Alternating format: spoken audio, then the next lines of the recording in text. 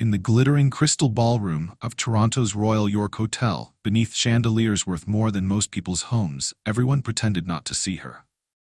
The air was thick with the scent of imported roses and expensive cologne, punctuated by the soft clink of crystal champagne flutes and the whispered conversations of Canada's most powerful elite.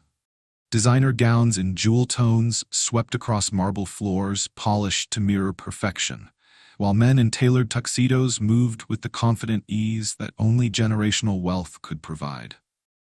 But in this sea of calculated perfection, Serafina Whitmore pressed herself against a white marble pillar, like she was trying to disappear into the stone itself. At 26, she should have been the crown jewel of this gathering. The beloved daughter of Toronto's most celebrated philanthropist, the former piano prodigy whose talent had once graced the covers of classical music magazines across Canada. Instead, she stood alone in the shadows, a ghost at her own father's charity gala. Her midnight blue dress had been chosen with surgical precision, high-necked, long-sleeved, floor-length, designed to cover as much scarred skin as possible, while still appearing elegant. The fabric was exquisite, hand-beaded with tiny crystals that caught the light like fallen stars, but it served as armor more than adornment. Her golden blonde hair, once worn loose and flowing during her performing days, was now pulled into a severe low chignon that allowed her to angle her head so the undamaged left side of her face was all most people would see. But there was no hiding the scars completely. They traced from her right temple down to her jawline in a pattern that resembled lightning struck in flesh, a roadmap of survival that told the story of a night 8 years ago when her world had literally caught fire. The skin was shiny in places, puckered in others, and despite countless surgeries and treatments, it remained a permanent reminder of everything she had lost. That's when Darius Chen, balancing champagne flutes on a silver tray, did something that would shatter 8 years of carefully constructed lies. He set down his tray and extended his calloused hand to the most untouchable woman in the room. The invitation hung in the air like a challenge to everything Toronto's elite held sacred. Here was a minimum wage waiter, his crisp black uniform with white shirt and black bow tie marking him as invisible help, asking the billionaire's daughter to dance. His dark hair was neatly combed, but showed the slight wave that no amount of product could completely tame. His brown eyes, kind and intelligent, held a depth that spoke of loss understood and pain shared. At 32, Darius had the kind of presence that should have commanded attention in any room, but he had learned to move like a shadow through these gilded spaces. His broad shoulders and steady hands made the work of carrying heavy trays look effortless, but it was his face that set him apart. There was something gentle there, something that recognized suffering, because it had lived with it intimately. The ballroom fell silent, except for the soft clink of crystal and the whispered shock rippling through designer gowns and tailored suits. 400 guests turned to witness something that simply didn't happen in their world. A crossing of boundaries that had been reinforced since birth, invisible lines drawn in money and status that no one ever dared to cross. Serafina's midnight blue dress covered her from throat to floor, but nothing could hide the scars that traced the right side of her face like a roadmap of survival. For 8 years, she had been Toronto's best-kept secret, the philanthropist's daughter who never appeared in society photos anymore, the former piano prodigy who had simply vanished from public life after what the newspapers called a tragic accident. If you've ever felt invisible in a crowded room, you know exactly how Serafina felt in that moment. Hit that like button if you've been there too. But Darius didn't see money or status when he looked at Serafina. He saw something he recognized too well. The particular way grief holds your shoulders. The careful positioning that says, "Please don't look too closely at my pain." It was the same posture he had worn for months after his wife Amelie died. The same protective stance his 6-year-old daughter Ren sometimes took when other children stared at the memorial photos he kept on their kitchen table. 3.5 years ago, Amelie Chen had been the love of his life. A kindergarten teacher with a laugh that could fill a room, and dreams of the large family they would build together. She had been 8 months pregnant when complications arose. Complications that the understaffed medical team at Whitmore Medical Clinic had been too overwhelmed to catch in time. What should have been a routine delivery had become a nightmare of medical malpractice, cutting corners for profit, and preventable tragedy. Darius had tried to pursue a legal case, but the lawyers Aldrich Whitmore employed were sharks who specialized in making problems disappear.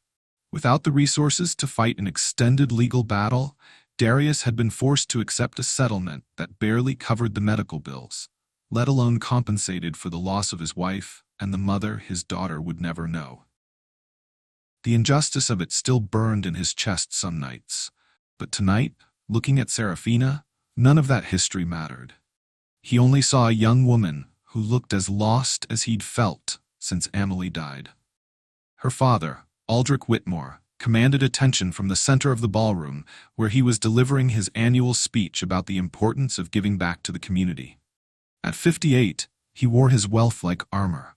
Every silver hair precisely placed using products that cost more than most people's monthly rent. Every gesture calculated for maximum impact. His tuxedo was custom-tailored on Savile Row, his cufflinks were platinum set with diamonds, and his shoes were handmade Italian leather that whispered wealth with every step. As CEO of Whitmore Holdings, he owned an empire that stretched across multiple industries: luxury hotels, medical clinics, construction companies, real estate developments, and charitable foundations that served as much as tax shelters as they did genuine philanthropy. Tonight, he was being celebrated as Canada's Philanthropist of the Decade, receiving an award for his contributions to arts education and medical research. The irony would have been laughable if it weren't so tragic. Ladies and gentlemen, Aldrich's voice carried across the ballroom with the practiced authority of someone who had never been denied anything he wanted. Tonight we celebrate not just the success of our fundraising efforts, but the fundamental belief that every person deserves the opportunity to reach their full potential, regardless of their circumstances.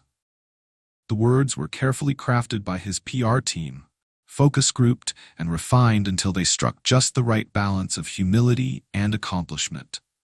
The audience applauded on cue, their enthusiasm calibrated to their proximity to his power and influence. The Whitmore Foundation has committed over $50 million this year alone to programs that support young artists, improve medical care for underserved communities, and ensure that talent, not financial status, determines who gets the chance to succeed. More applause, more smiles, more photographs for the society pages. What the audience didn't know was that Darius Chen, standing invisible among the serving staff, had every reason to hate the man on that stage. The Whitmore Medical Clinic, where his wife had died, was chronically understaffed because Aldrich had made the decision to reduce personnel costs to maximize profit margins. The improved medical care being celebrated tonight was built on the graves of patients like Amelie, whose deaths could have been prevented with proper staffing and equipment. But as Darius stood before Serafina, none of that history mattered. He only saw a young woman who looked as lost as he'd felt since Amelie died. "Would you like to dance?" he asked quietly, his voice meant only for her. The words carried a slight accent. His parents had immigrated from Hong Kong when he was 5, and while his English was perfect, certain sounds still carried the music of his first language. Serafina stared at his outstretched hand, as if it were speaking a foreign language. When was the last time someone had seen her as anything other than damaged goods? When had anyone looked past the scars to see the person underneath? Her breath caught in her throat, and for a moment she felt dizzy with the shock of simple human kindness. Her hands trembled slightly, not from fear, but from the overwhelming shock of being treated like a human being instead of a family embarrassment. The silk gloves she wore were custom-made to hide not just the scars on her hands, but the slight contracture in her right fingers that had never fully healed from the fire. For 8 years she had been hidden away in the Whitmore estate, brought out only for carefully staged photos that captured her good side. Tonight was supposed to be different, a public appearance orchestrated by her father's PR team to show that she was recovering well, and that the family had moved past the tragedy. The guest list had been carefully curated to include only the most sympathetic members of Toronto's elite, people who could be trusted to maintain the approved narrative. The photographers had been briefed on which angles were acceptable.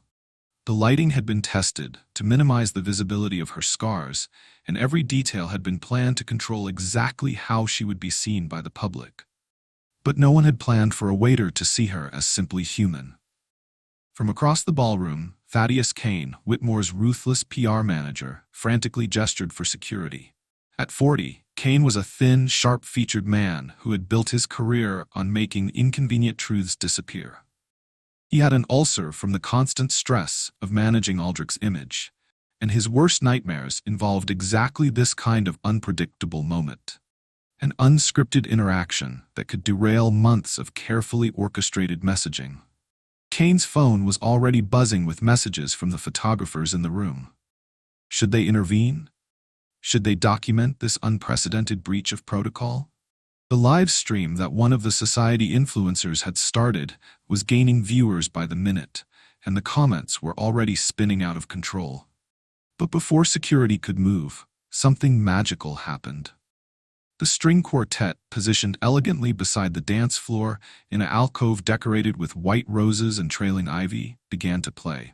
The musicians were seasoned professionals who performed at Toronto's most exclusive events, their repertoire carefully selected to provide elegant background music that wouldn't interfere with conversation or business dealings. The melody that filled the room was hauntingly beautiful, a composition that seemed to pull light and shadow together in perfect harmony. The violin's voice soared over the gentle accompaniment of viola, cello, and second violin, creating layers of sound that seemed to speak directly to the soul. It was complex yet accessible, melancholy yet hopeful, the kind of music that made people stop talking and simply listen. Serafina's breath caught in her throat. She knew this music. She had written it. 8 years ago, she had called it Phoenix Rising, a piece about resilience and hope that was meant to be her senior recital performance at the Whitmore Music Conservatory. She had spent 2 years composing it, pouring her young heart's understanding of loss and redemption into every measure. It was the song she had been playing on that terrible night when her world caught fire, the last piece of music her unburned hands would ever perform. The composition had been lost in the fire along with all her other original work, or so she had believed. The sheet music had burned, the recordings had been destroyed, and she had assumed that her music had died with her performing career. But here it was, somehow reconstructed and arranged for string quartet, filling her father's ballroom with the sound of her own soul. Her scarred fingers, hidden beneath silk gloves, began to move involuntarily, muscle memory fighting 8 years of silence. Her left hand moved as if finding chord positions on an invisible piano, while her right hand trembled with the phantom sensation of playing melody lines she thought she would never hear again. This was her music. Her soul translated into sound, being played in her father's ballroom by musicians who had no idea they were performing the work of a ghost. The first violin's tone was exquisite, capturing the exact phrasing she had imagined when she wrote the piece. The harmony was perfect, the balance between instruments precisely what she had dreamed of when she was still naive enough to believe that talent and hard work were enough to guarantee success. Darius saw the recognition in her eyes and made a choice that would change both their lives forever. He stepped closer, his hand still extended, and smiled with a gentleness that reached all the way to his eyes. "It's a beautiful song," he said, his voice barely audible over the music. "Someone with real talent wrote that."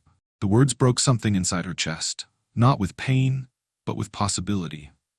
Here was a stranger who saw artistry where others saw only damage, who recognized the beauty in her music even if he didn't know she had created it. For 8 years, she had been defined by what she could no longer do, no longer be. But in his simple acknowledgement of the music's beauty, she heard an echo of who she used to be. Slowly, as if reaching through water, fighting against 8 years of trained invisibility and shame, Serafina placed her gloved hand in his. The crowd gasped. The sound rippled through the ballroom like a wave, starting with those closest to the unprecedented interaction, and spreading outward until 400 of Toronto's most powerful people were staring in shock at the waiter and the scarred daughter. Phone cameras appeared like fireflies in the dim ballroom light. Within seconds, dozens of devices were recording, live streaming, photographing every angle of this breach of social protocol. The hashtag #WhitmoreTruth began trending before most people even understood what they were witnessing. Whispers erupted into full conversations as Toronto's elite watched their carefully maintained social order crumble in real time. The rules they had lived by since birth, the invisible barriers between classes, the understanding that certain people simply did not interact with certain other people, were being shattered by a simple invitation to dance. "Is that really her?" Someone whispered loudly enough to be heard over the music. "I heard she never leaves the house anymore. Why would he dare approach her? This is completely inappropriate. Someone should stop this." But the whispers were overwhelmed by the sound of the music, which seemed to grow more insistent, more beautiful, as if the composition itself was demanding to be heard after 8 years of silence. Darius led her gently toward the center of the dance floor, his movements careful and respectful. The crowd parted before them like a biblical sea, some guests stepping back in shock, others pressing closer to get a better view of the unprecedented spectacle. He had learned to dance with his wife Amelie during her pregnancy, swaying in their tiny apartment kitchen to music from an old radio while she laughed and told him he had no rhythm. After she died, he thought he would never dance again. The memory of her in his arms had been too painful, too precious to share with anyone else. But here, now, it felt like honoring her memory rather than betraying it. Amelie had always believed in showing kindness to people who were suffering, in seeing the best in others, even when the world had turned its back on them. She would have approved of this moment, would have understood why he couldn't walk past someone who looked as isolated as Serafina. As they began to move together, something extraordinary happened. Serafina's body remembered what her mind had tried to forget. Her spine straightened, her shoulders found their proper alignment, and her arms discovered the natural grace that 8 years of hiding had nearly erased. She had been a dancer before she was a pianist. Classical ballet had been her first love, taught by a Russian émigré who had recognized her natural talent when she was just 4 years old. Even after she had focused primarily on piano, she had continued to study movement, understanding that a musician's body language was part of their artistry. For the first time in 8 years, she looked like the performer she had been born to be. The wealthy love their charity galas, don't they? Comment below if you think there's a difference between charity and guilt money. But this dance was about to reveal just how much guilt Aldrich Whitmore had been carrying, and how many lies had been built on the foundation of one terrible night. From the edge of the ballroom, Aldrich watched his carefully protected secret spinning in the arms of a servant, and his face drained of color as he recognized the music. This was impossible. He had made sure of it. The song that was currently filling his ballroom was the same melody that had been playing when the Whitmore Music Conservatory caught fire 8 years ago. It was the piece of music he had tried to erase from existence along with every other reminder of that night. He had paid orchestras never to perform it. He had bought the rights to every recording and had them destroyed. He had tracked down every copy of the sheet music and had them burned in a private ceremony that felt like an exorcism. The official story was that all of Serafina's original compositions had been lost in the fire, a tragic footnote to a larger tragedy. But here was Phoenix Rising in all its haunting beauty, played by musicians who shouldn't have known it existed, serving as the soundtrack to his daughter's first public appearance in 8 years. The irony was so perfect it felt like divine punishment. The fire had started during Serafina's senior recital at the Whitmore Music Conservatory. The event had been the pinnacle of the school's academic year, a showcase for the most talented students that drew audiences from across Canada's classical music community. Industry scouts, university recruiters, and music critics had all come to hear the next generation of Canadian musicians. Serafina had been the star of the evening. At 18, she was already being compared to the great pianists of previous generations.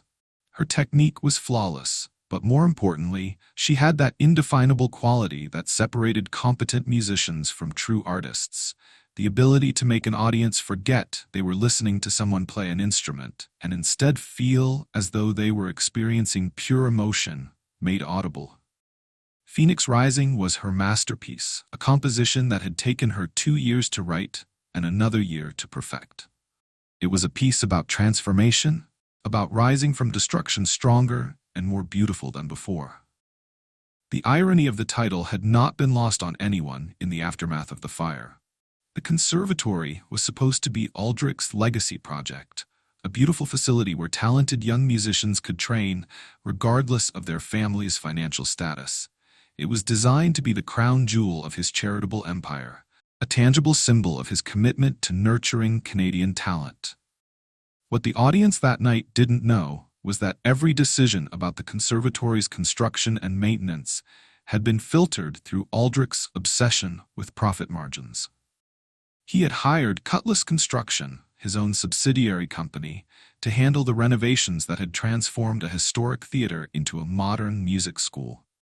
Every choice had been made with an eye toward maximizing the tax benefits he would receive for his charitable donation while minimizing the actual money spent. They had cut corners everywhere. The electrical system, originally installed in the 1920s, had been partially updated with the cheapest materials available. Fire suppression systems had been installed but then disabled during maintenance. That was never completed because it would have required closing the facility for weeks, resulting in lost revenue from classes and events. Emergency exits had been partially blocked by storage areas for instruments and equipment because renting additional warehouse space would have impacted the bottom line. The building's historical designation had exempted it from certain modern safety requirements, and Aldrich's team had exploited every possible loophole to avoid expensive upgrades. When faulty lighting caused sparks to rain down during Serafina's performance, the building became a death trap. 17 students were injured as exits were blocked and safety systems failed to engage. The sprinkler system, which should have contained the fire in its early stages, remained silent because it had been disconnected for repairs that were never scheduled. But Serafina suffered the worst injuries, not because of where she was positioned on stage, but because of what she tried to do when the flames began to fall. While other students and audience members fled toward the exits, she had run backstage to save something more precious to her than her own safety: the original handwritten scores of her compositions, years of work that existed nowhere else in the world. The fire had started in the lighting rig above the stage, where substandard wiring had overheated and ignited the synthetic materials used in the backdrop. The flames dropped like judgment, and the synthetic fabric melted as it fell, adhering to skin with the cruel permanence of napalm. Serafina had been gathering her sheet music when a burning piece of backdrop collapsed on her, the molten material searing through her dress and into her skin. Her hands, trained to express the subtlest emotions through touch, were burned as she tried to shield her face. The right side of her face took the worst of it, the heat so intense it destroyed nerve endings, leaving some areas mercifully numb while others screamed with endless pain. The cover-up began before the smoke cleared. Aldrich arrived at the hospital with a team of lawyers while his daughter was still fighting for her life in the burn unit, her body struggling against infection and shock while machines monitored every vital sign. While Serafina underwent the first of what would be dozens of surgeries, Aldrich was already controlling the narrative. He met with fire investigators, building inspectors, and insurance adjusters, all of whom had worked with Whitmore Holdings on previous projects and understood the importance of maintaining good relationships with such a powerful client. The story that emerged in the press was sanitized, simplified, and completely false. A tragic accident due to old building infrastructure and an electrical storm that overwhelmed the historical facility's systems. No one to blame, no negligence to prosecute, no corners cut that had led to preventable injuries. The theater's insurance would cover medical expenses for all the injured students. the Lancaster family requested privacy during this difficult time. The conservatory would be rebuilt with modern safety systems, ensuring that such a tragedy could never happen again. What the public never learned was that Aldrich had personally approved every budget cut that had made the fire inevitable. His signature was on the documents that had postponed safety upgrades. His approval had authorized the use of substandard materials, and his cost-cutting measures had created every condition that had turned a minor electrical fault into a major disaster. Dr. Cordelia Ashford, the conservatory's beloved director, had filed 17 separate safety reports in the months leading up to the fire. She had documented every violation, every risk, every corner that had been cut in the name of fiscal responsibility. Each report had been acknowledged, filed, and ignored because addressing the problems would have required spending money that Aldrich preferred to keep as profit. After the fire, Dr. Ashford was fired for failing to maintain adequate safety protocols and blacklisted from every major musical institution in Canada. Her decades of experience and impeccable reputation meant nothing against Aldrich's power and influence. She had been made a scapegoat to protect the man whose negligence had actually caused the tragedy. The official investigation was a masterpiece of manufactured evidence and purchased conclusions. Inspectors who had been paid to overlook previous violations at Whitmore Properties found convenient explanations for every safety failure. The electrical storm that had allegedly caused the fire was supported by weather data that had been subtly altered by meteorologists who owed their research grants to Whitmore Foundation funding. The families of injured students received generous settlements with ironclad non-disclosure agreements. Parents who had arrived at the hospital expecting to celebrate their children's musical achievements instead found themselves signing legal documents that prohibited them from ever discussing what had really happened that night. The conservatory was demolished within weeks, too damaged to salvage, destroying physical evidence along with the building. The rubble was cleared, the site was sold to a developer who happened to be Aldrich's business partner, and a luxury condominium complex was built where young musicians had once dreamed of changing the world with their art. For 8 years, Serafina had carried the weight of her father's crimes on her scarred face while he built his reputation as Canada's most generous philanthropist. Every time she looked in a mirror, she saw the evidence of his negligence. Every time she tried to play piano and her damaged fingers couldn't quite reach the keys the way they used to, she felt the cost of his greed. And now, as she danced to her own music in his ballroom, those carefully buried secrets began clawing their way to the surface like bodies in a flood. The music continued, building toward the crescendo that had once represented hope and transformation.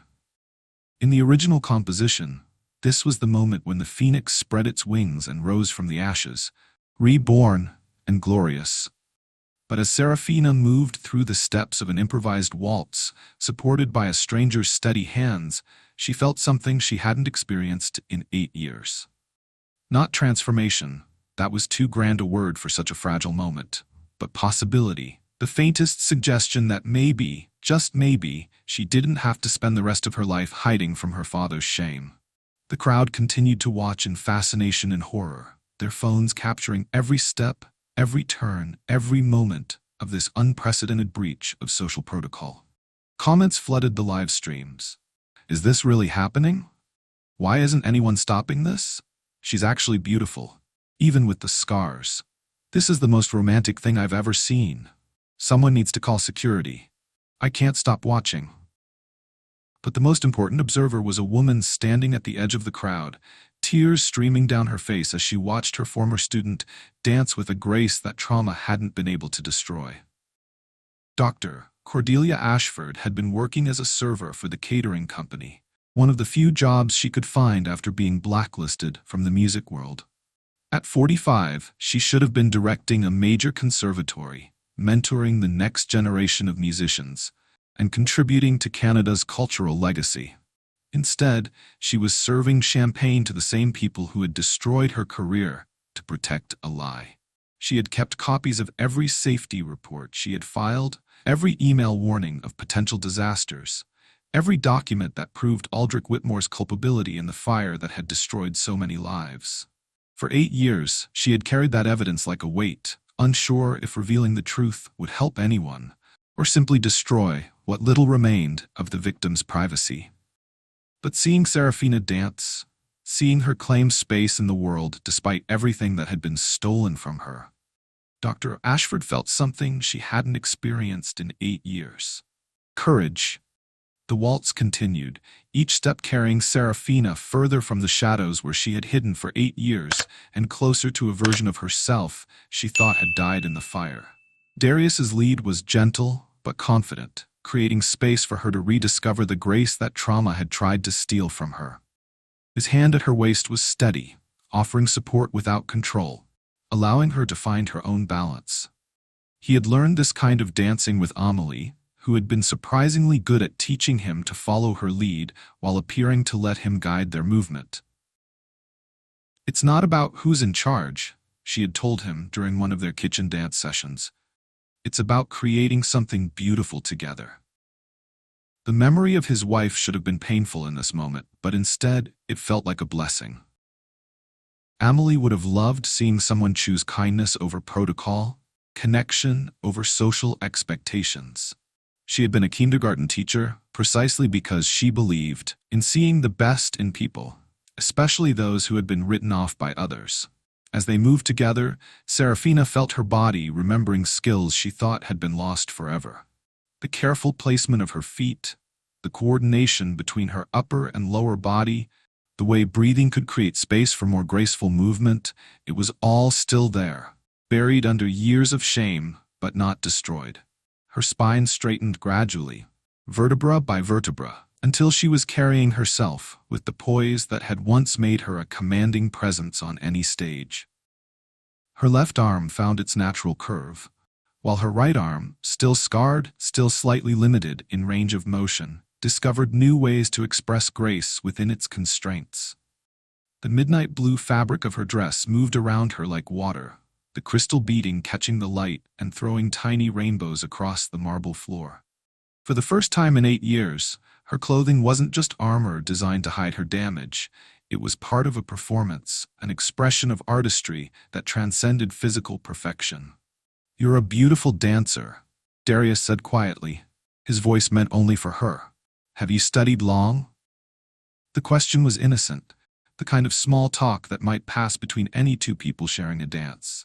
But for Serafina, it represented something revolutionary, a conversation about her abilities rather than her limitations, an acknowledgement of skill rather than pity for loss. "A long time ago," she replied, her voice rusty from disuse but growing stronger with each word. "I studied many things, music, movement, composition, before." She trailed off, unable to finish the sentence, but Darius understood. He had his own before Amelie's death, before becoming a single father, before learning that the world could be cruelly unfair to people who didn't deserve it. "Before is still part of who you are," he said, guiding her through a gentle turn that allowed her scarred right side to catch the light. Instead of trying to hide it, as she had been trained to do, he seemed to be acknowledging it as part of her beauty.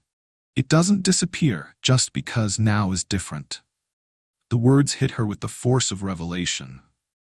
For 8 years, she had been living as if the fire had erased everything she had been before, as if her identity as an artist, a performer, a creator had been burned away along with her skin.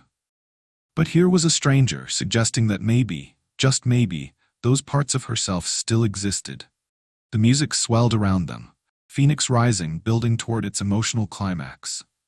The violin's voice soared above the harmonic foundation provided by the other strings, and Serafina found herself moving not just to the rhythm, but to the emotional content of her own composition. She had written this piece when she was 18, trying to capture something profound about resilience and transformation. At the time, her understanding of these concepts had been theoretical, informed by books and imagination rather than lived experience. But now, dancing to her own music, 8 years after it had been written, she understood what the composition had been trying to say. The phoenix didn't rise from the ashes unchanged. It rose scarred, marked by fire, carrying the evidence of what it had survived. The beauty wasn't in perfection. It was in the courage to keep flying despite damaged wings. As if sensing her revelation, the music reached its crescendo, and Darius lifted her into a supported turn that left her feet briefly off the ground. For a moment she was flying, suspended in space with nothing but trust and artistry holding her aloft. The crowd gasped collectively as they witnessed this moment of pure grace, this demonstration that beauty could exist in forms they'd been taught not to see. Phones captured every angle, every expression of wonder on her face, every graceful line of movement that defied their expectations of what a scarred woman should be capable of. But not everyone in the audience was moved by the display. "Stop this immediately." Aldrich's voice cut through the music as he strode onto the dance floor, his polished shoes clicking against marble with military precision. His face was flushed with rage and embarrassment, his carefully maintained composure finally cracking under the pressure of watching his hidden shame exposed to public view. The dancers didn't stop. If anything, Darius's lead became more confident, creating space for Serafina to move with even greater grace despite her father's approach. His hand remained steady at her waist, his eyes focused on hers with a calm that suggested he had faced down worse threats than an angry billionaire. "You," Aldrich pointed at Darius with the kind of authority that had never been questioned in decades of unchallenged power, "are an employee of this establishment. You have no right to touch my daughter, no right to make a spectacle of our family, no right to—" "I have every right to dance," Serafina interrupted, her voice carrying a strength that had been buried under 8 years of silence. She didn't stop moving, didn't release Darius's hand, didn't lower her eyes in the shame her father expected. "I'm tired of hiding, so you don't have to see what your choices cost." The ballroom held its collective breath. This was the first time most of Toronto's elite had heard Serafina Whitmore speak since the fire. Her voice was clear, steady, and absolutely done with being afraid. The words she spoke next would be replayed millions of times on social media, quoted in newspaper headlines, and remembered as the moment when 8 years of carefully constructed lies began to crumble. "I'm tired of asking permission to exist in my own life," she continued, each word landing like a declaration of independence. "I'm tired of being treated like a guilty secret, like something shameful that needs to be hidden away. I'm tired of being your embarrassment when you're the one who should be embarrassed." The crowd shifted restlessly, sensing that they were witnessing something more significant than a social protocol breach.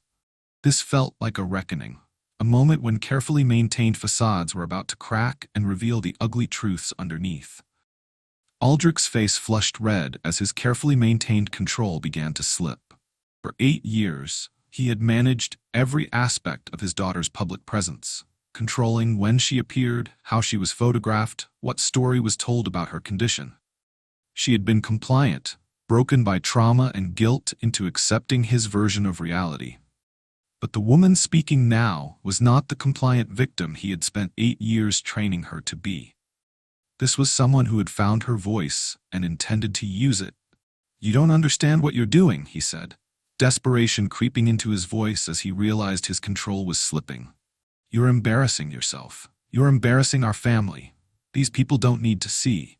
He gestured vaguely at her scars, unable to even name what he found so shameful about his own daughter's appearance. "See what, father?" Serafina asked, her voice growing stronger with each word. "See that I survived something terrible? See that I'm still here, still breathing, still capable of dancing and feeling joy despite everything that was stolen from me?" The word "our" hung in the air like an accusation. Serafina hadn't been part of our family. When Aldrich refused to be photographed with her for 3 years, she hadn't been family when he introduced her to business associates as having a chronic condition that prevents her from attending social functions. She had been erased from the family the moment her face no longer fit his definition of perfection. Meanwhile, phones throughout the ballroom were recording everything. Someone had started a live stream that was being shared across every social media platform, and #WhitmoreTruth was exploding across Twitter as viewers witnessed Toronto's most powerful man losing control in public. The comments were flooding in faster than moderators could keep up. "Holy shit, is this really happening? She's so brave for standing up to him. What choices is she talking about? What did he do? I can't believe she's been hidden away for 8 years. She's absolutely gorgeous, scars and all. This is better than any movie. Someone needs to protect her from him. I'm literally crying watching this. But the real earthquake was still coming, triggered by a woman who had been carrying the truth for 8 years and finally found the courage to speak it. Dr. Cordelia Ashford had been watching from the edge of the crowd, her heart breaking as she witnessed Serafina's courage. At 45, she had spent 8 years teaching music to at-risk youth in community centers, blacklisted from every prestigious institution in Canada. She had never stopped carrying the guilt of not fighting harder against the safety violations that she had documented but couldn't prevent. She had also never stopped carrying the evidence that could prove what really happened that night. Tonight, seeing her former student dance with such beauty despite everything that had been stolen from her, Dr. Ashford made a choice that would change everything. She pulled out her phone, opened her video recording app, and began to speak in a voice that carried across the ballroom. "My name is Dr. Cordelia Ashford," she said, holding up her phone so that both her face and the confrontation between Aldrich and Serafina were visible in the frame. "I was the director of the Whitmore Music Conservatory 8 years ago when it burned down. I have been silent for too long, but watching Serafina find her courage has given me mine." The effect was immediate and devastating. Conversation stopped mid-sentence throughout the ballroom. Champagne glasses froze halfway to lips. Even the string quartet faltered, their instruments going silent as they turned to listen to this unexpected testimony. "I have safety reports, emails, and documentation proving that Aldrich Whitmore personally approved every corner-cutting decision that caused the fire 8 years ago," Dr. Ashford continued, her voice growing stronger with each word. "I have been carrying this evidence for 8 years, waiting for the right moment to speak the truth." Aldrich's face went white as marble. This was his worst nightmare, the scenario that had haunted his sleep for 8 years. He had thought Dr. Ashford had been thoroughly discredited, her reputation destroyed, her credibility eliminated. He had never imagined she would have the courage to speak publicly, especially not at his own charity gala. "Those are lies," he said, but his voice cracked with the weight of 8 years of buried guilt. "Baseless accusations from a disgruntled former employee who was fired for incompetence. Cutlass Construction used substandard wiring throughout the building," Dr. Ashford continued, ignoring his interruption. "They disabled fire suppression systems during maintenance that was never completed. They blocked emergency exits with equipment storage because renting additional warehouse space would have reduced profit margins." She pulled out her phone and began reading from saved documents, her voice carrying clearly across the silent ballroom. Email dated March 15th from Aldrich Whitmore to Cutlass Construction Project Manager. "Safety upgrades postponed indefinitely. Focus on cosmetic improvements that will photograph well for opening ceremony." Email dated April 3rd. "Sprinkler system maintenance can wait until after spring concert season. Minimize disruption to revenue-generating events." Each revelation hit the crowd like a physical blow. These weren't vague accusations or theoretical complaints. These were specific, dated, documented decisions that had directly led to the fire that had destroyed so many lives. "I filed 17 separate reports about safety violations," Dr. Ashford continued, her voice steady despite the magnitude of what she was revealing. "Every single one was acknowledged by Aldrich Whitmore's office, and every single one was ignored because fixing the problems would have reduced profit margins for his charitable tax write-off."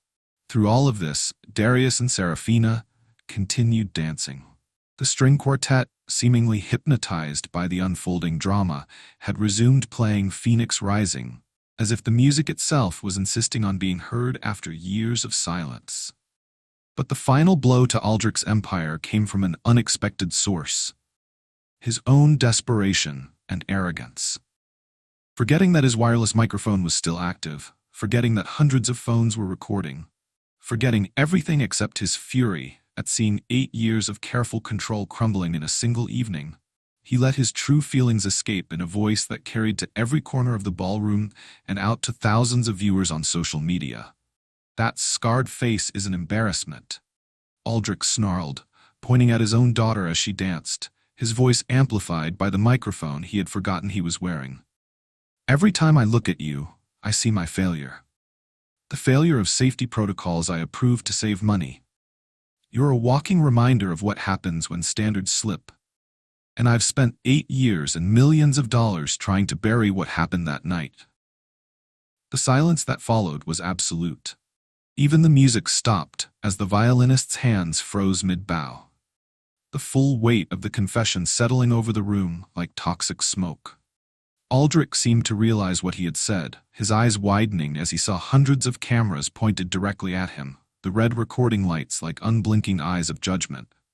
But the words were already out, already being transmitted across the internet, already becoming the evidence that would destroy him. The confession that had just echoed through the ballroom contained everything investigators would need to reopen the case that had been closed 8 years ago. Criminal negligence, corporate fraud, obstruction of justice, bribery of public officials, every crime was implicit in his desperate words. But more than the legal implications, the confession revealed the depth of his callousness toward his own daughter. The woman he had just called an embarrassment was standing 10 feet away, having spent 8 years believing that her own pain was somehow her fault, that her scars were shameful evidence of her failure to be the perfect daughter he deserved. The crowd erupted in chaos. Some people were frantically typing on their phones, calling lawyers, publicists, and board members. Others were simply staring in shock at the unprecedented spectacle of Toronto's most powerful man destroying himself with his own words. Several people who had lost money in Lancaster ventures over the years began to speak up, emboldened by the crack in Aldrich's armor. Stories of crushed competitors, buried reports, and destroyed lives began to surface like bodies in a flood. But through all of this, Serafina and Darius continued to dance, as if the music and movement were creating a protective bubble around them in the midst of the chaos. How many cover-ups are happening right now in boardrooms across the world? Share this story if you believe the truth always finds a way to the surface. In that moment of absolute silence following his confession, Serafina made a choice that would define the rest of her life. She released Darius's hand with a gentle squeeze of gratitude and walked with steady, deliberate steps to the grand piano that stood in the corner of the ballroom. The instrument was a 9-foot concert grand, a Steinway Model D that had been positioned in the ballroom more as decoration than functional instrument. Its black lacquer surface reflected the crystal chandeliers above, and its closed lid bore a tasteful arrangement of white roses that had been placed there by the event designers. Serafina approached it like a pilgrim approaching a shrine. She hadn't touched piano keys in 8 years, hadn't felt the smooth ivory and ebony beneath her fingertips since the night her hands were burned trying to save her compositions from the fire. The crowd watched in fascination and horror as she brushed aside the flower arrangement and lifted the heavy lid, revealing the pristine keyboard within.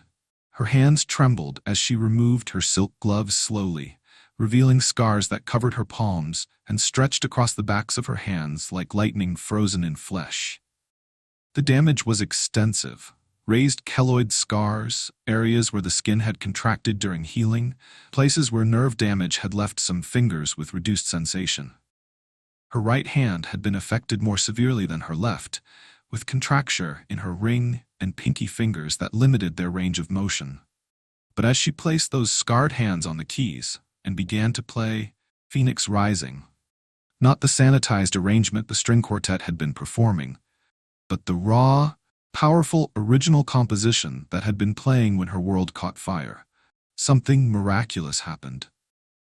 The music that emerged was hauntingly beautiful, made more powerful rather than less by the imperfection of her scarred hands. Some notes were softer than they used to be, others carried a different texture due to changed sensation in her fingertips. But the soul of the composition, the hope and resilience she had written into every measure, remained perfectly intact. The scars that had limited her technical ability had also given her something new, a depth of understanding about pain and survival that her 18-year-old self couldn't have possessed. The music she played now carried the weight of lived experience, of real loss and genuine resilience. As she played, Serafina spoke to the cameras that were recording everything, her voice carrying over the music with quiet strength. "I am not my father's shame," she said, her scarred fingers never faltering on the keys. "I am not his failure, his mistake, or his embarrassment. I am a survivor of his negligence, and I am tired of surviving in silence." The livestream viewer count climbed exponentially as the video spread across social media. Whitmore truth exploded across every platform as other victims found courage in Serafina's words. 8 years ago, I was performing this composition, my own original work called Phoenix Rising, when faulty wiring caused a fire that injured 17 students. She continued, her voice growing stronger even as her music grew more emotionally complex. "The wiring was substandard, because my father chose profit over safety. The sprinkler systems failed because maintenance was postponed to save money. The exits were blocked because storage space was cheaper than following fire codes." Each revelation was punctuated by music that seemed to give her words even greater emotional weight. The composition she had written as a naive teenager about hypothetical resilience had become the soundtrack to her adult testimony about real survival. "I have spent 8 years believing that my scars were evidence of my failure, that my changed appearance was something shameful that needed to be hidden. But tonight I understand something different." She transitioned into a variation of the main theme, one that was darker and more complex than the original, incorporating dissonance that resolved into unexpected beauty. "My scars are evidence that I survived something that was designed to kill me. They are proof that I am stronger than the systems that failed me, stronger than the greed that caused my injuries, stronger than the shame that was used to silence me." The applause that began was different from the polite charity gala clapping that had filled the evening. This was raw, emotional, the kind of response that true artistry could inspire. But it was also political, a demonstration of support for someone who was using her platform to speak truth to power. Families who had been silenced by NDAs began sharing their own stories in the comments of the livestream. Employees who had witnessed safety violations at other Whitmore properties came forward for the first time. Students who had been injured in the conservatory fire began speaking publicly about their experiences for the first time in 8 years. The story was becoming bigger than one woman's courage or one man's crime. It was becoming a movement about the cost of prioritizing profit over human safety, about the way powerful people used shame and silence to avoid accountability for their actions. But the most powerful moment came when a small voice from the service entrance called out, "Daddy." 6-year-old Ren Chen had broken free from her aunt, who worked in the hotel's catering department. The little girl ran onto the dance floor with the fearless joy that only children possess. Her patent leather shoes clicking against the marble as she threw her small arms around her father's legs. She was dressed in a simple navy blue dress that her aunt had bought for the occasion, her long black hair braided with small flowers that matched the white roses from the ballroom decorations. At 6 years old, she had her mother's bright smile and her father's kind eyes, and she possessed that unique childhood ability to see beauty where adults saw only damage. "You dance so pretty, Daddy," she said, then looked up at Serafina with the kind of innocent acceptance that adults spend lifetimes trying to recapture. "You play music like an angel. Can you teach me?" Serafina's hands stilled on the piano keys as she knelt to Ren's eye level. Here was a child who saw artistry where others saw disability, possibility where others saw limitation, beauty where others saw damage. "Would you like to learn?" Serafina asked softly, her voice gentle, in the way that adults instinctively adopted when speaking to children. Ren nodded enthusiastically, her whole body bouncing with excitement. Then she did something that broke every adult heart in the room and created a moment that would be remembered long after the scandal and legal proceedings were forgotten. She reached up with one small hand and traced one of Serafina's scars with gentle curiosity. The way children explore butterfly wings or flower petals, there was no fear, no revulsion, no pity in the gesture. only the pure acceptance that children offered before they were taught to be afraid of difference. "It looks like lightning," Ren said with wonder, her voice carrying clearly in the hushed ballroom. "Like your magic. Like you have superpowers hidden in your skin." For the first time in 8 years, Serafina laughed. The sound was rusty with disuse but genuine, bubbling up from a place she thought had died in the fire. It started as a chuckle, then grew into full laughter that shook her shoulders and brought tears to her eyes. Not tears of sadness, but of relief at discovering that joy was still possible. She pulled Ren onto the piano bench and guided the child's small hands to the keys, covering them with her own scarred ones. "This is how you make music," she said, pressing Ren's fingers down to create a simple melody. "You don't need perfect hands to make beautiful sounds. You just need hands that know how to feel." Together, they played a simplified version of Phoenix Rising, Serafina's damaged fingers helping Ren's tiny ones find the right keys. The music was imperfect, hesitant in places, stumbling over complex passages, missing notes that would have been effortless for a trained pianist. But it was also beautiful in a way that technical perfection could never be. It was the sound of two people connecting through music, of knowledge being passed from one generation to the next, of hope being rebuilt from the ashes of trauma.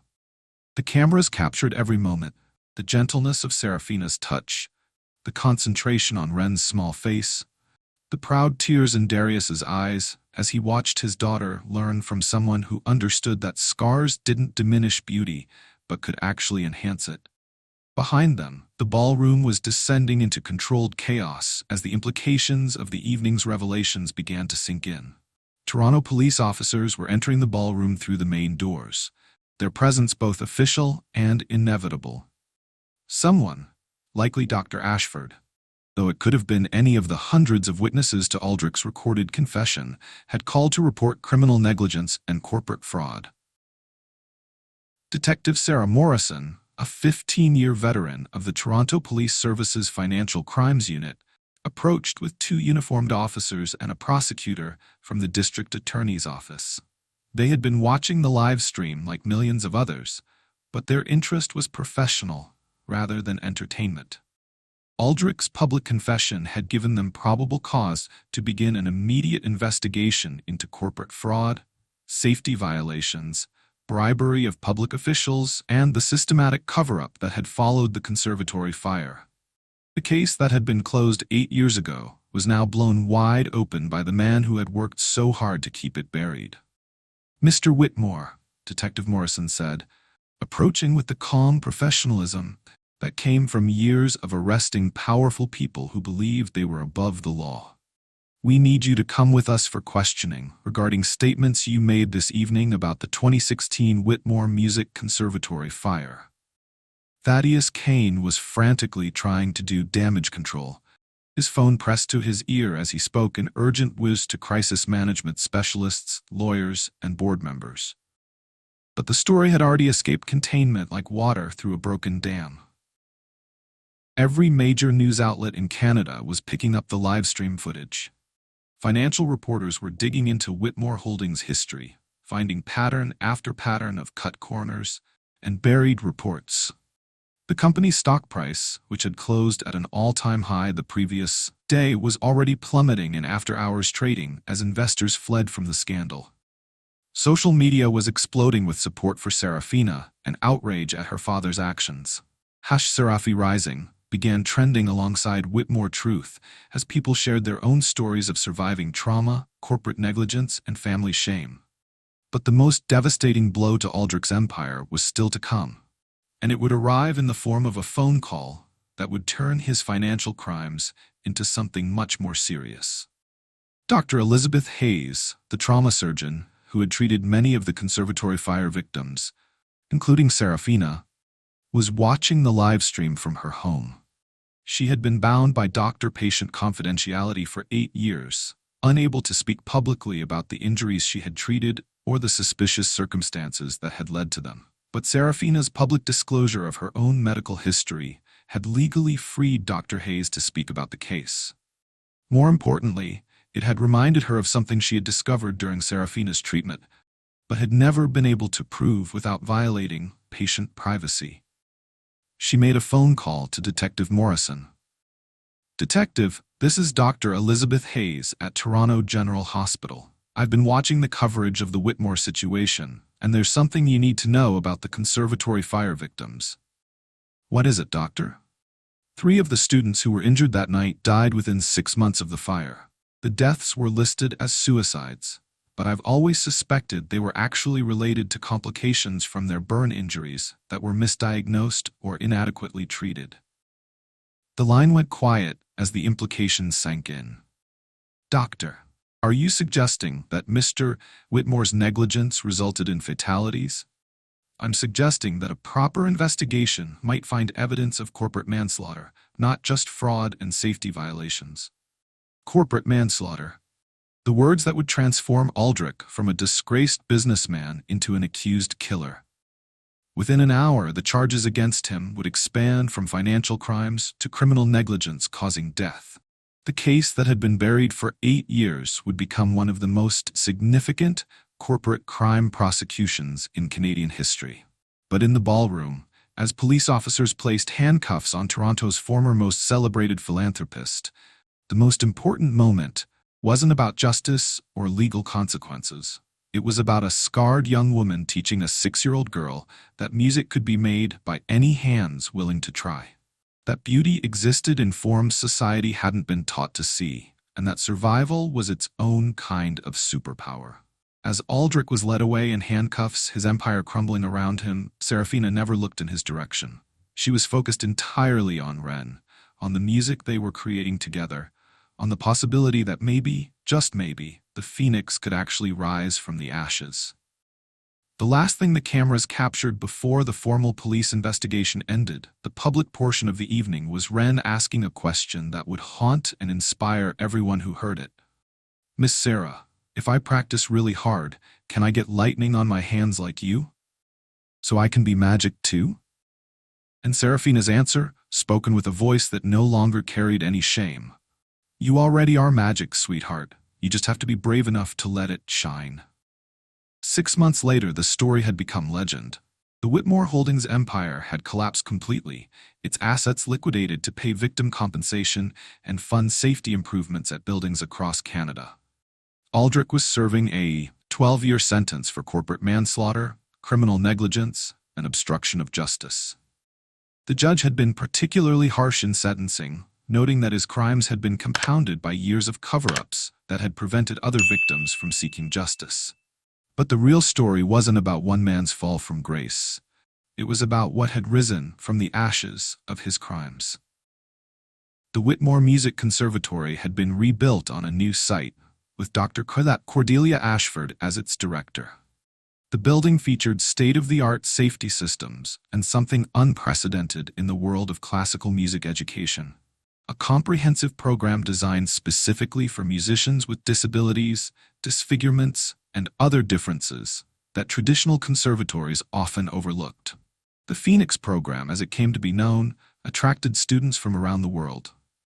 Young musicians who had been told they weren't conservatory material because of their physical differences found a place where talent mattered more than appearance, where adaptation was celebrated as creativity, and where the music they made was valued for its emotional truth rather than its technical perfection.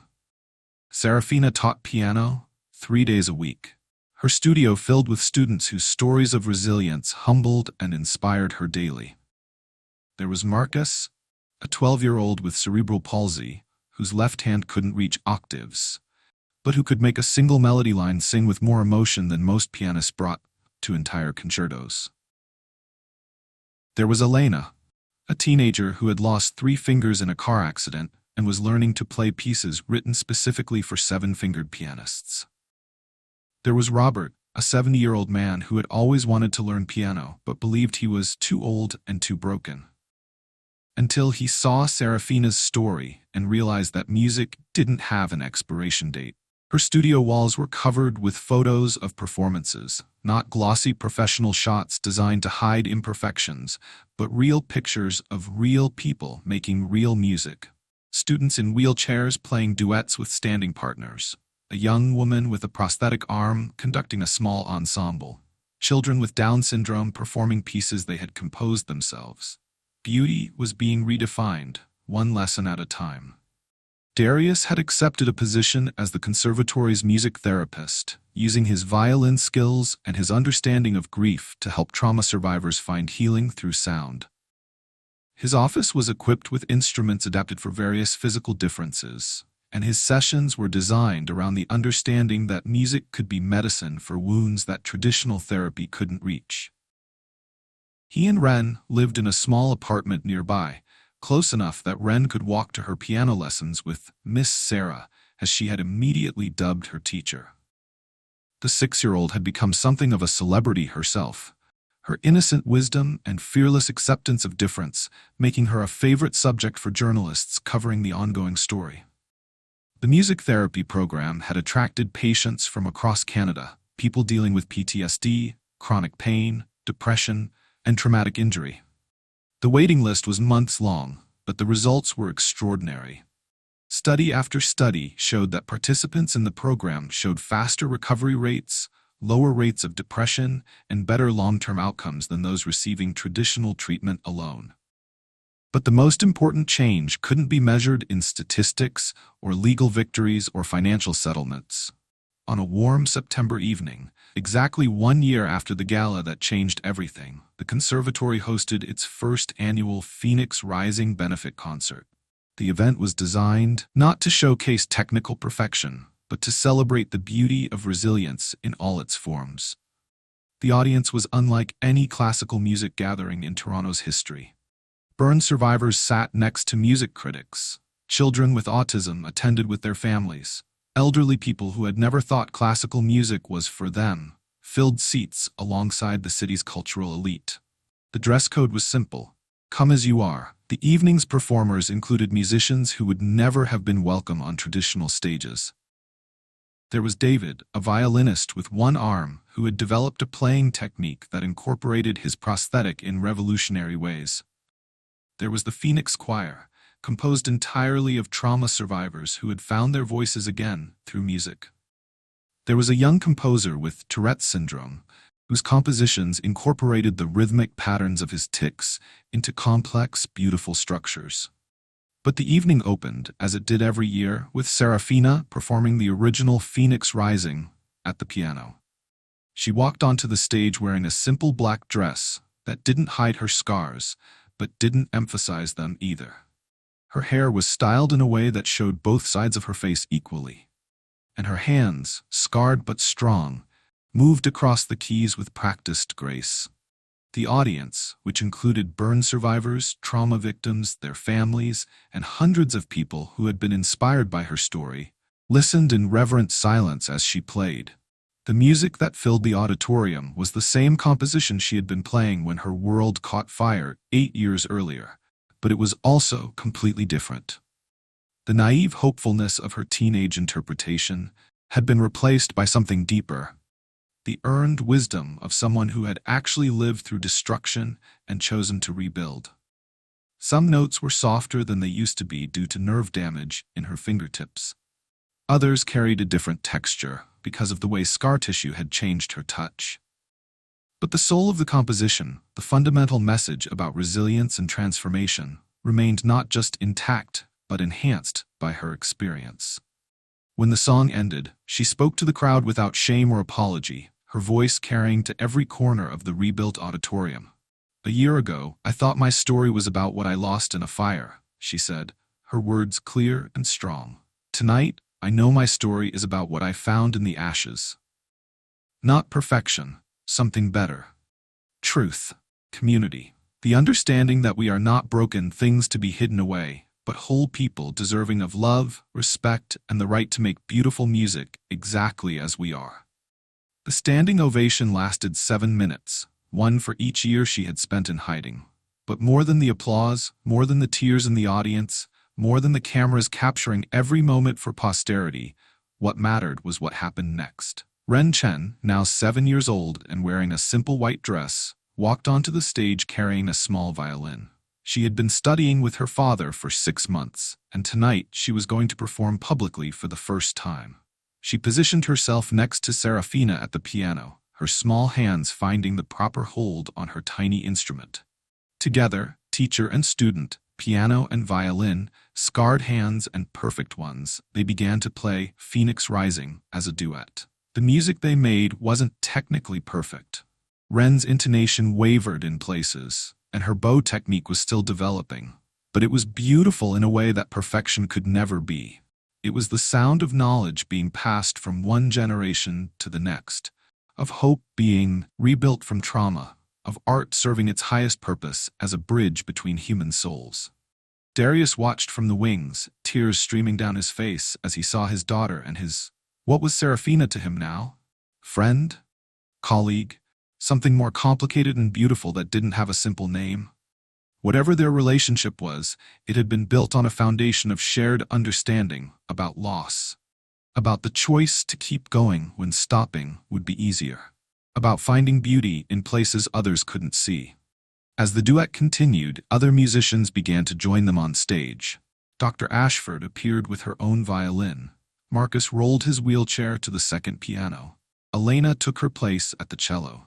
Soon the stage was filled with musicians of all ages, all abilities, all backgrounds, all playing the same composition that had become an anthem for everyone who had ever been told they were too broken to make beautiful things.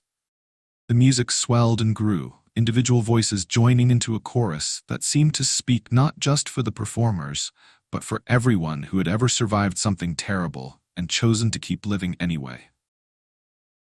In the back row of the auditorium, a middle-aged woman in a nurse's uniform wiped tears from her eyes as she watched the performance. She was one of the nurses who had cared for Serafina during those terrible weeks in the burn unit 8 years ago, watching a young woman fight for her life while her father fought to control the narrative of her suffering. She had often wondered what had become of the girl with the lightning scars, the one who had hummed melodies even while sedated for pain. Now she knew. She had become exactly what her music had always suggested she would become. A phoenix, scarred but soaring, marked by fire but not defined by it, using her survival as a platform to lift others who had been counted out by a world that valued surface over substance.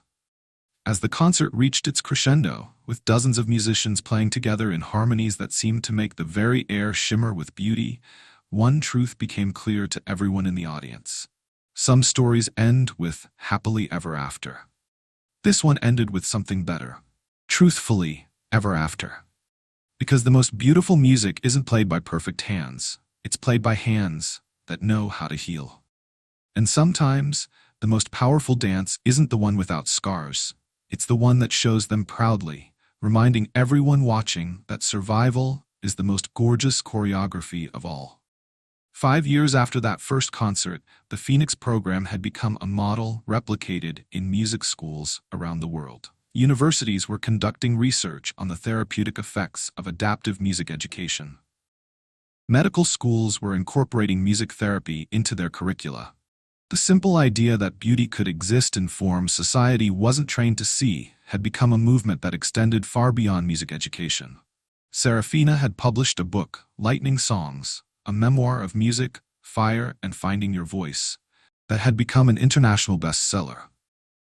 The proceeds funded scholarships for disabled musicians and research into music therapy for trauma survivors.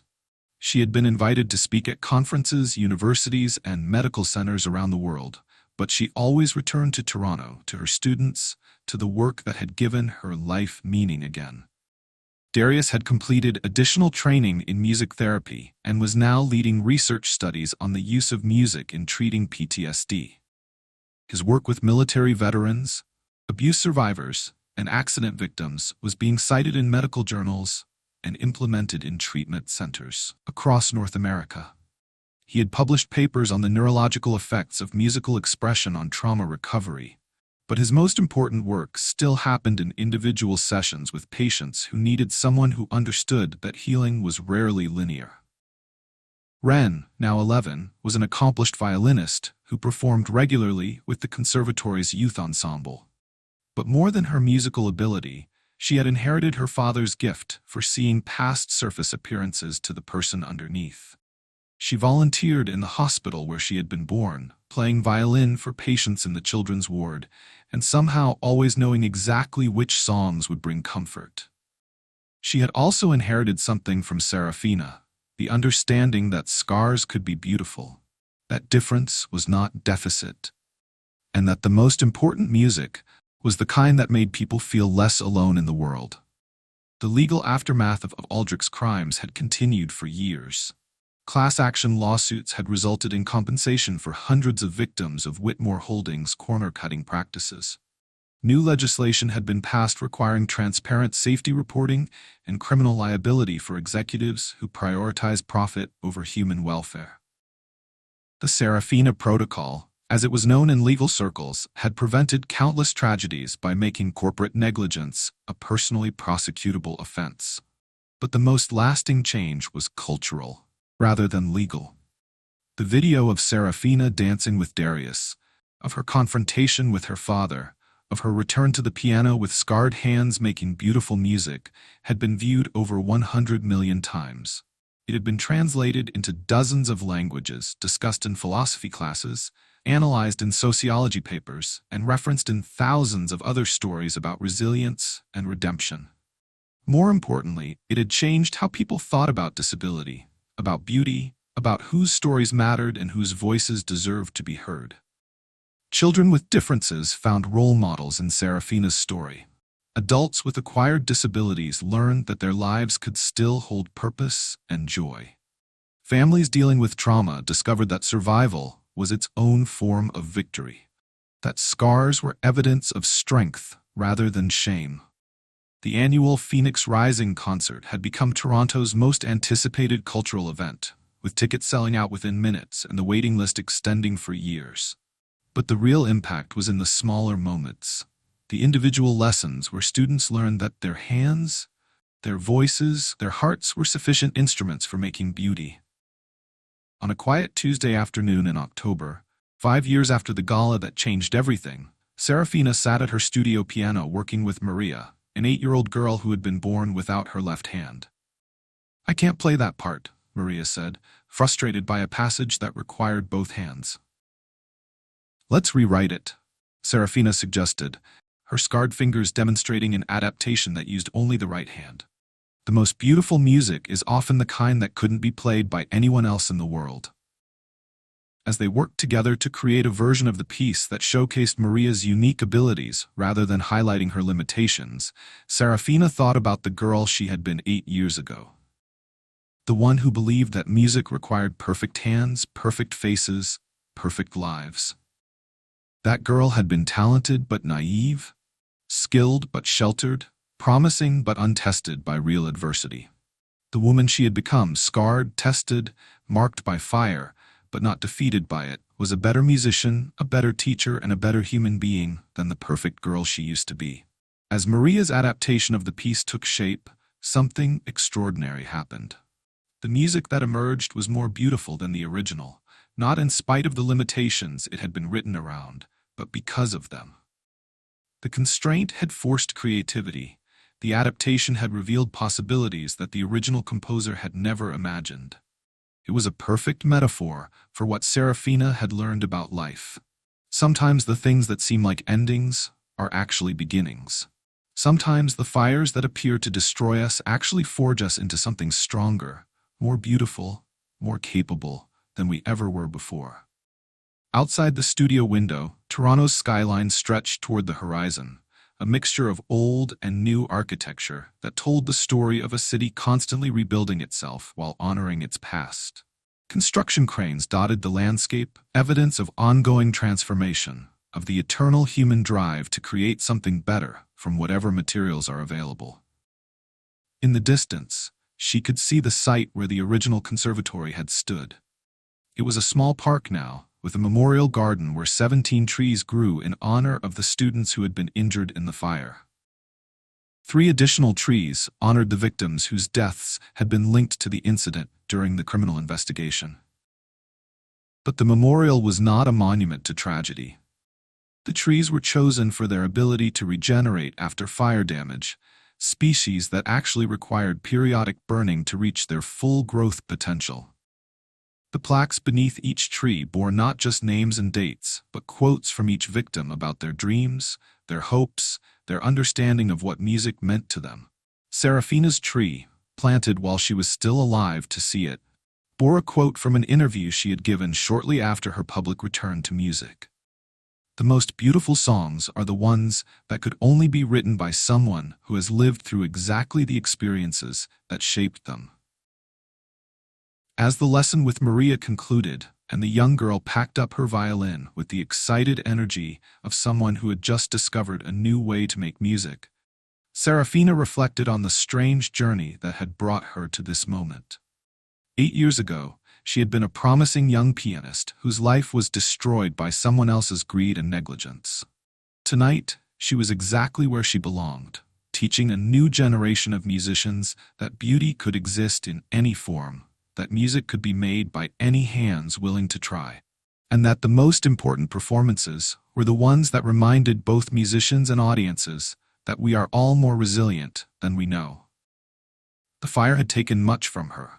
The career she had planned, the hands she had been born with, the face she had seen in childhood mirrors. But it had also given her something precious, the knowledge that survival was its own form of art, that scars could be lightning rather than shame, and that sometimes the most powerful thing you could do was simply refuse to hide. As she locked up the studio and walked through the conservatory's halls, past practice rooms where students with every conceivable difference were making music that defied categorization and transcended expectation, Serafina thought about the phoenix that had given her story its name. The mythical bird didn't rise from the ashes unchanged. It rose transformed, marked by fire, carrying the wisdom of destruction and the promise of renewal. It was beautiful not because it was perfect, but because it had survived what was supposed to destroy it and chosen to fly anyway. That was the real lesson of her story, the message that had reached millions of people around the world. You don't have to be undamaged to be beautiful. You don't have to be perfect to have value. You don't have to hide your scars to be worthy of love. Sometimes the most gorgeous thing you can do is simply show up, lightning marks and all, and dare to make music anyway. If this story moved you, subscribe to Untold Triumphs.